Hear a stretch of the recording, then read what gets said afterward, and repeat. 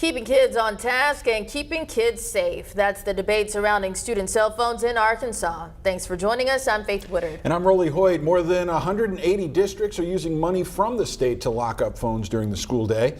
THV 11's Rebecca Brown sat down with the state education secretary to hear how the rollout's going. We're giving districts the ability to determine how they want to implement a policy that limits or restricts cell phone use in the classroom. Putting away cell phones in school may not be a new idea for some, but a new method to keep them put up is. Last month, the governor and other state leaders launched a program that pays for pouches to keep schools phone-free. But what does that look like for each school? So some are adopting policies locally with their school board saying that cell phones must be tucked and locked away on the student's possession during instructional time, while other school districts are even going all the way up to looking at lockers. Education Secretary Jacob Oliva says so far the state has earmarked around $7 million to support this pilot program.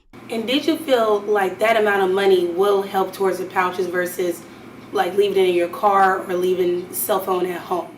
Well, and that's why we want to create flexibility with the school district. So whichever route a school district wanted to take with implementing restricted use cell phone policies, we were going to support it. Oliva says the goal is to help improve adolescent mental health and limit screen time. But for a parent of two, Leslie Landry, the idea poses a safety concern. Of course I want them to keep my kids safe, right? But I also go back to it's a parenting decision at a certain point. Some kids I know don't have cell phones, some do.